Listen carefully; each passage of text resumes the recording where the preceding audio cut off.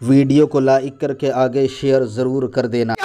اپنی گینگ کی بنیاد پر، اپنی قوت کی بنیاد پر لوگوں کو دہشت میں مبتلا کرتے ہو۔ یاد رکھنا، ظلم کی رات نہ کسی کی رہی ہے نہ رہے گی۔ جب فرعون نے ظلم کیا، اس کے ظلم کے خاتمے کے لیے قدرت نے حضرت موسیٰ کو پیدا کیا۔ جب نمرود نے ظلم کیا، اس کے ظلم کے خاتمے کے لیے قدرت نے ابراہیم کو پیدا کیا۔ جب ابو لہب اور ابو جہل کا ظلم بڑھا، اس کے خاتمے کے لیے اللہ نے مصطفیٰ جان رحمت کو پیدا کیا۔ بڑی بڑی سپر پاور تھی دنیا میں ایران اور روم کی، جب ان کا ظلم بڑھا تو قدرت نے محمد الرسول اللہ کو بھیجا۔ پتا چلا ظالم کا پنجہ مروڑنے کے لیے قدرت کسی نہ کسی کو ضرور بھیجتی ہے۔ ظلم کی رات بہت لمبی نہیں رہتی، اس لیے میں اپنے وہ جوانوں سے کہتا ہوں، قدرت نے طاقت دی ہے، کسی کا سر مت پھوڑو، پھٹے ہوئے سر پہ پٹی باندھ دو، یہ بھی تو طاقت کا کام ہے۔ ظلم کو روک دو، یہ بھی تو طاقت کا کام ہے۔ آج محلوں میں چھوٹے چھوٹے بچے چھری چاقو لے کر نکلے، انجام اچھا نہیں ہے، انجام اچھا نہیں ہے، ظلم کا انجام اچھا نہیں ہے۔ ظلم کا انجام آنسو ہے، ظلم کا انجام تباہی ہے، ظلم کا انجام فنا ہے، ظلم کا انجام رسوائی ہے، ظلم کا انجام ذلت ہے، ظلم کا انجام جو ہے اللہ اکبر، انسان گھر کا بے گھر ہو جاتا ہے۔ دو باتیں عرض کرتا ہوں، ظلم پر بات ختم کرتا ہوں۔ گناہ کبیرہ کی فہرست طویل ہے، لیکن دل کے کانوں سے سننا ظلم کا انجام کیا ہے۔ ایک مرتبہ ایک بادشاہ نے محل بنایا، محل بنایا جب تو محل بنانے کے بعد قریب میں ایک بڑی عورت کی چھوٹی سی کٹیا تھی، جھوپڑی تھی چھوٹی سی۔ اس کے محل کے قریب میں چھوٹی سی جھوپڑی، کہتے ہیں جب قدرت کسی کو مال اور عزت دیتے تو اس کے چمچے بڑے ہو جاتے ہیں پیدا، اور چائے سے زیادہ کیتلیاں گرم ہوتی ہیں نا۔ جو چپلوس لوگ ہوتے ہیں بڑے خطرناک ہوتے ہیں، یہی کشتی ڈباتے ہیں، کشتی ڈبانے کے ذمہ دار یہی ہوتے ہیں۔ ہاں، اللہ عزت دے، طاقت دے تو جھک کے رہو، گردن جھکا کے رہو، عاجزی سے رہو، اللہ کو عاجزی پسند ہے۔ میرے نبی جب فاتح مکہ بن کر 10,000 کا لشکر لے کر مکے میں داخل ہوئے تو حضور نے گردن اتنی جھکا لی تھی عاجزی سے کہ سرکار کی پیشانی اونٹ کے کجاوے کو لگ رہی تھی۔ اور اس دن کسی نے کہا تھا الیوم یوم الملحمہ، آج خون بہانے کا دن ہے، تو حضور نے ان کے ہاتھ سے جھنڈا لے کے ان کے بیٹے کے ہاتھ میں دے دیا تھا جھنڈا، فرمایا کہ الیوم یوم المرحمہ، آج خون بہانے کا دن نہیں، آج رحم کرنے کا دن ہے۔ جب قدرت تمہیں طاقت دے تو خون مت بہاؤ بلکہ رحم کرو۔ اور وہ لوگ جو گالیاں دیتے تھے، وہ لوگ جنہوں نے قتل کے منصوبے بنائے تھے، وہ لوگ جنہوں نے دندان شہید کیے تھے، وہ سب قطار میں کھڑے تھے۔ میرے نبی کے اشارے ابرو کی دیر تھی کہ سب کی گردنیں اڑائی جاتی، لیکن میرے قریب نبی نے فرمایا لا تثریب علیکم اليوم، سرکار فرماتے ہیں آج تم پر کوئی مؤاخذہ نہیں ہے، انتم الطلقاء، کہ تم سب آزاد ہو۔ اللہ کے رسول تم سب آزاد ہو، جاؤ جاؤ تم سب آزاد ہو، آج تم پر کوئی مؤاخذہ نہیں ہے۔ یہ اپنے نبی کی سنت ہے۔ یہاں تو تھوڑی سی طاقت ملے تو دباؤ دباؤ دباؤ، بہت دن تک نہیں دبا سکتے، تمہاری طاقت نہیں ہے، اللہ کی طاقت ہے۔ اپنی طاقت کا بیجا استعمال مت کرنا، قدرت تمہیں طاقت دے کر تمہیں بھول نہیں گئی۔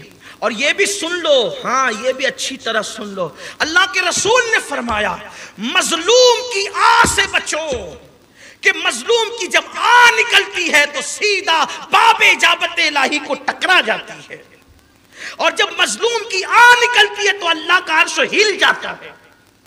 مظلوم کیا، یہ جو آج تمہاری عادت بن گئی نا، شادیاں کرو طلاق دو، شادیاں کرو طلاق دو، یہ بھی ظلم ہے، بلکہ ظلم عظیم ہے۔ ہمیں کون روکے گا، ہم تو مرد ہیں۔ وہ جو سسک رہی ہے نا بستر پہ، اس کی آہیں تمہاری زندگی کی ہر خوشی چھین لے گی۔ ظالم سو جاتا ہے چین سے، مظلوم نہیں سوتا، مظلوم بھی نہیں سوتا اور مظلوم کا خدا بھی نہیں سوتا۔ مظلوم آہیں کرتا ہے، اس ہوتا سن کر پھر جو ہے وہ عتاب کی شکل میں اللہ تبارک و تعالیٰ کا عذاب نازل ہوتا. اس لیے ظلم مت کرو. ساسوں سے کہتا ہوں بڑھاپے میں قبروں میں پیر لٹک گئے، بہو پہ ظلم نہیں کرنا. بہو سے کہتا ہوں ساس پہ ظلم نہیں کرنا. نندوں سے کہتا ہوں بھابھی پہ ظلم نہیں کرنا. بھاوج سے کہتا ہوں ننند پہ ظلم مت کرنا. تم سب کے سامنے جو ہے وہ دکھاوے کے متقی بن سکتے ہو، رب تو سب دیکھتا ہے. نحن اقرب الیہ من حبل الورید. اللہ تمہاری شہرت سے زیادہ قریب. تم نے کسی کو دیکھ کے ناک ٹیڑھی کی، یہ بھی ظلم ہے. کسی کو تانا دیا، یہ بھی ظلم ہے. یہ ظلم ہے. ظلم بڑا خطرناک ہے. بہرحال بات سمیٹ لی جائے، طویل داستان ہے. اللہ کرے کبھی اس پہ موقع ملے اور آپ کا ذوق سلامت رہے تو یہ پوری تقریر ظلم پر ہو. آج میرا عنوان ظلم نہیں ہے، گناہ کبیرہ کی تفصیلات تھی تو اسی ضمن میں بات آ گئی تو بات شروع ہو گئی. کتنی بڑی بات ہے. ایک پہاڑ دوسرے پہاڑ پہ ظلم کرے تو پہاڑ خود بخود ریزہ ہو جاتا. اس کا مطلب سمجھ لو کہ جو ظلم کرتا ہے مٹنے کے لیے کرتا ہے. جو ظلم کرتا ہے مٹنے کے لیے کرتا ہے. مٹے گئے ظالم مٹ کر رہے ہیں. دیکھا نہیں یزید مٹ گیا، حسین موجود ہے. فرعون مٹ گیا، موسیٰ موجود ہے. نمرود مٹ گیا، ابراہیم موجود ہے. کیوں؟ ظالم ہمیشہ مٹا ہے، حق ہمیشہ بلند رہا ہے.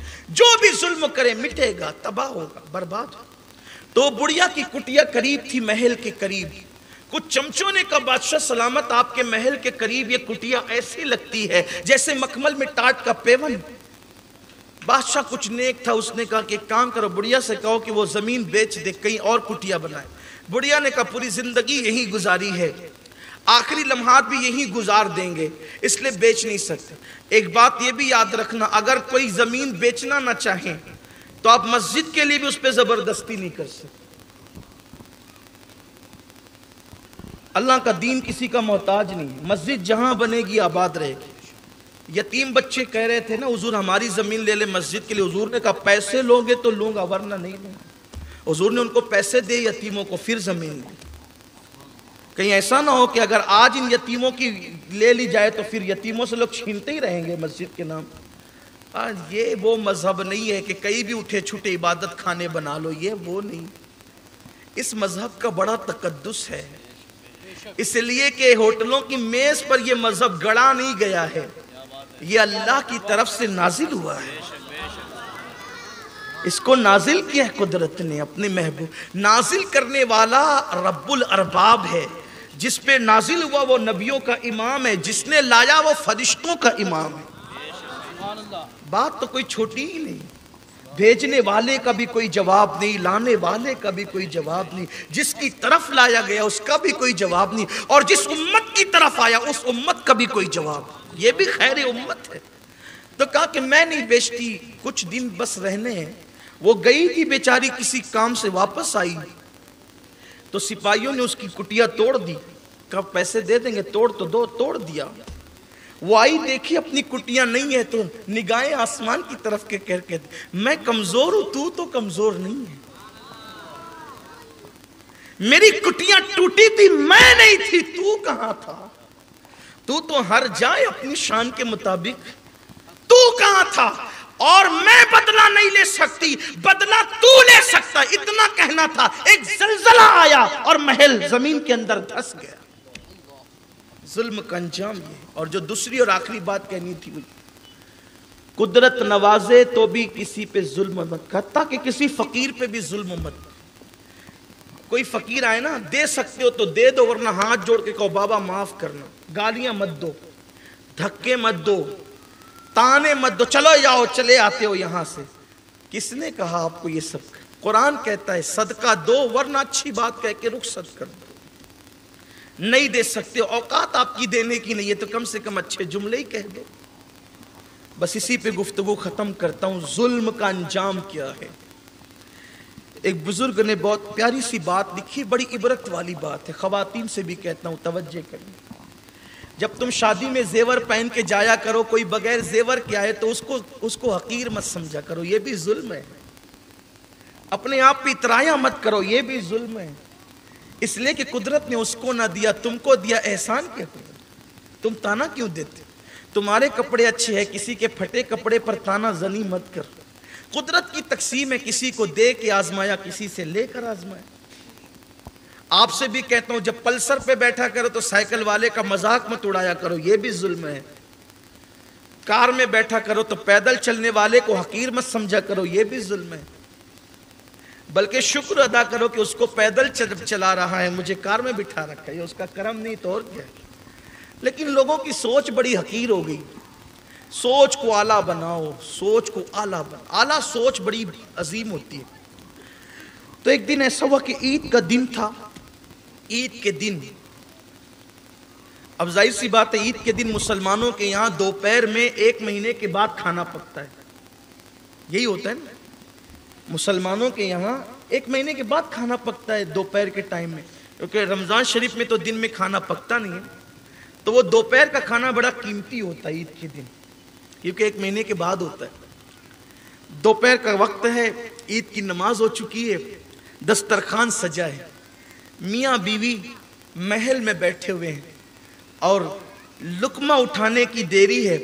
ایسے میں باہر سے آواز آئی ہے کوئی اللہ کے لیے آج عید کے دن مفلس کو کھانا کھلا دے۔ منہ کے قریب لقمہ گیا تھا، سیٹھ صاحب غصے میں آ گئے، کون گستاخ اور بدبخت ہے چلے آتے ہیں عید کے دن بھی بھیک مانگنے کے لیے۔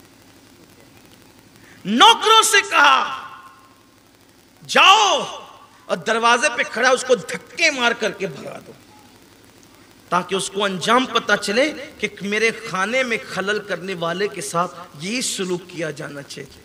نوکر تھے، نوکر تو نوکر ہی ہوتے ہیں نا، نوکروں سے زیادہ چاپلوسی کون کرتا ہے؟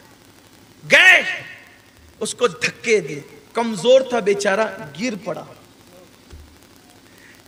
پڑا اور گر پڑنے کے بعد اس نے ایک جملہ کہا، دیکھا تو نے اس ظلم کی داستان کو، دیکھا تو نے؟ اگر میں محروم نہ ہوتا تو اس کے دروازے پر کیوں آتا؟ اور پھر اس کی زبان سے ایک جملہ نکلا، میں تجھ سے انصاف چاہتا ہوں، میں تجھ سے انصاف چاہتا ہوں۔ کبھی ظلم مت کر، آباد رہنا ہے تو کبھی ظلم مت کرنا۔ اپنی زندگی میں کبھی مکھی اور پسو کو بھی گالی دے کے ان پہ بھی ظلم مت کر۔ اللہ کو ظلم پسند ہے۔ اس نے کہا انصاف چاہتا ہوں میں تجھ سے، یہ کہہ کے وہ نکلا۔ جیسے وہ نکلا اس کو کسی نے بھیک دی، پھر کسی نے نوکری دی، پھر نوکری ملی، پیسے جمع ہو گئے، پھر وہ تاجر بننے لگا، اور ادھر اس کی الٹی گنتی شروع ہو۔ میں ایک بہت خاص بات جو کسی کتاب میں آپ کو نہیں ملے گی، میں نے اپنے پیران اعظام سے سنی ہے، یہ بات اپنے بزرگوں سے سنی ہے، جو آج آپ کو میں بتا رہا ہوں۔ کسی بھی بندے کی کتنا بھی وہ پاپی ہو، کتنا بھی گنہگار ہو، کبھی اس کی الٹی گنتی شروع نہیں ہوتی اس وقت تک جب تک وہ کسی کا دل نہیں دکھاتا۔ جب بھی کسی کی الٹی گنتی شروع ہوتی ہے نا، دل دکھانے پر شروع ہوتی ہے۔ اللہ ہر گناہ کو نظر انداز کرتا ہے، لیکن دل دکھانا اتنا بڑا گناہ ہے کسی کا بھی۔ مسلمان کافر کی کوئی تفریق نہیں ہے یہاں۔ اسلام کہتا ہے بے وجہ کافر کا بھی دل نہیں دکھانا ہے، تم کو جانوروں کا بھی دل نہیں دکھانا ہے۔ میں کہتا ہوں صرف اس ایک جملے کو آپ یاد کر لیں۔ آج 90 محفل۔ ویڈیو اگر اچھا لگا ہو تو لائک کر کے آگے شیئر ضرور کر دینا۔